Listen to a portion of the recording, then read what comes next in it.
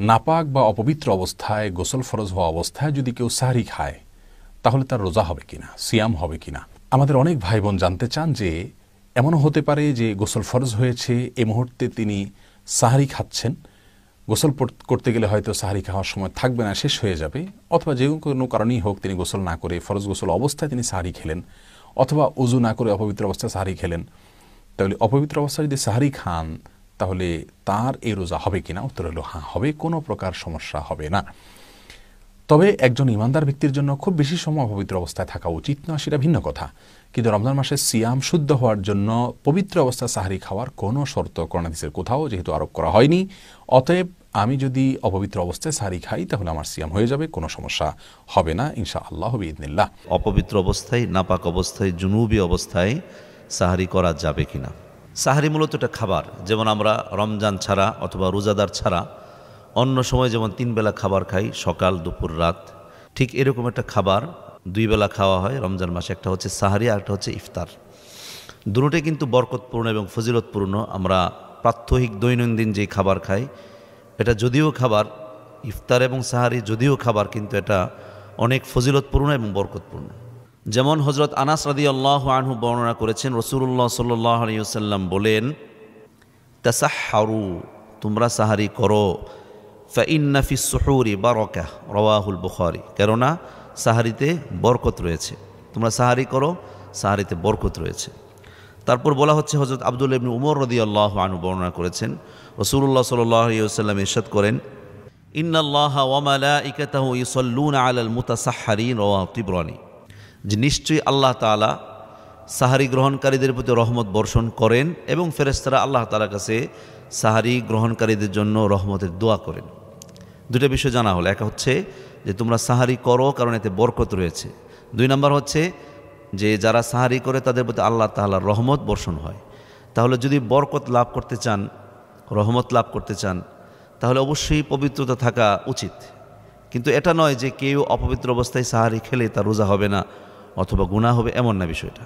কেউ যদি নাপাক অবস্থায়, অপবিত্র অবস্থায় সাহারি খায় এবং তারপরে ফজর আজানের পরেও যদি সে গোসল করে, এতে কোনো সমস্যা নেই। কিন্তু বিষয়টা হচ্ছে বরকতের, পবিত্রতার, তাকওয়ার বিষয়। যদি আপনি তাকওয়ার মানদণ্ডে প্রশ্ন করেন যে অপবিত্র অবস্থায় সাহারি খাওয়া কি জায়েজ, জায়েজ, কিন্তু এটা অনুত্তম, উত্তম নয়। উত্তম হচ্ছে পবিত্রতা সহকারে খাবার খাওয়া। আল্লাহ তাআলা আমাদের সকলকে সাহারি সঠিকভাবে গ্রহণ করার এবং পবিত্র থাকার তৌফিক দান করুন। মাহে রমজান মাসে অপবিত্র অবস্থায় সেহরি খেয়ে রোজার নিয়ত করলে রোজা সহি হবে কিনা? জি, আপনি যদি রাত্রে আপনার গোসল ফরজ হয় আর আপনার যদি সেহরির আগে আপনি গোসল করতে না পারেন তাহলে আপনি সেহরি খান। আল্লাহ রাসূল সাল্লাল্লাহু আলাইহি ওয়াসাল্লাম বলেছেন তোমরা সেহরি খাও। হাদিসের মধ্যে আসছে যদি 1 আজলা পানি হয় তাও খাও, কেননা এর মধ্যে বারাকা আছে, এই সেহরির মধ্যে বারাকা আছে। সুতরাং আপনি যদি সেহরি খান অপবিত্র অবস্থায়, গোসল ফরজ অবস্থায়, এই অবস্থায় আপনি যদি রোজা রাখেন অবশ্যই আপনার রোজা আদায় হবে, বিশুদ্ধ হবে, কোনো সমস্যা নাই। হুজুর, ফরজ গোসল আমার রাত্রিকালীন সময় হয়ে গেছে কিন্তু আমি গোসল করতে পারিনি, কিন্তু ফরজ গোসল আগে করব না সাহারি আগে খাবো? চমৎকার একটা বিষয়। এটা কিন্তু মাহে রমজানে, আমরা তো মানুষ, তাই না? দিন শেষে স্বামী স্ত্রী একসাথে আমরা শুভ, একসাথে রাত্রিকালীন সময় আমাদের সেটা হতে পারে, কোনো অসুবিধা নেই।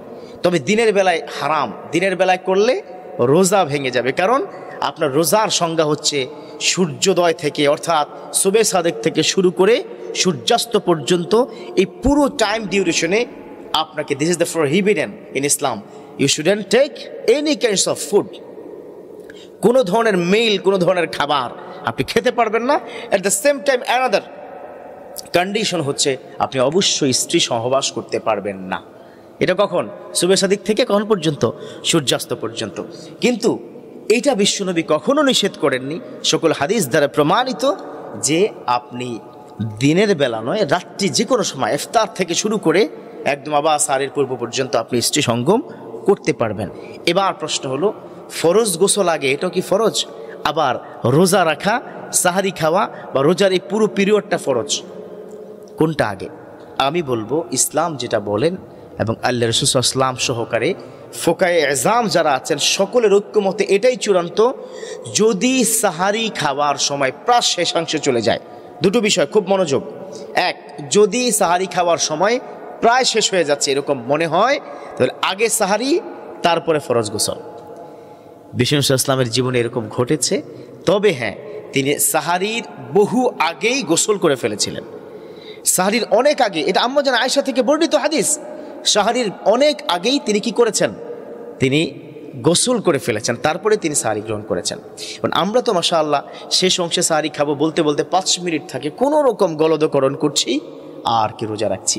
এরকম যদি কারো হয়, অনলি 5 মিনিটস, আর মাত্র 5 মিনিট আছে, তাহলে আগে অবশ্যই সাহারি তারপরে ফরজ গোসল। অনেকে আবার প্রশ্ন করেন যে আমার শরীরটা নাপাক, রাত্রবেলা আমার শরীর নাপাক হয়েছে, আমার উপরে গোসল ফরজ। এ অবস্থায় আমার চোখ লেগে গিয়েছিল, আমি ঘুমিয়ে পড়েছি। ঘুমের থেকে উঠে দেখি সাহারির মাত্র 10 মিনিট টাইম বাকি আছে। এখন যদি আমি গোসল করতে যাই তাহলে আমি সাহারি খেতে পারবো না।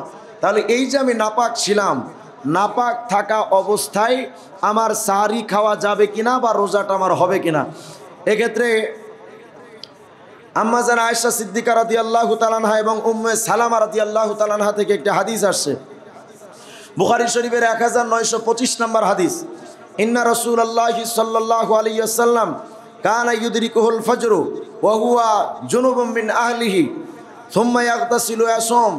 অনেক সময় দেখা যেত নবীজির হালতটা এমন হতো।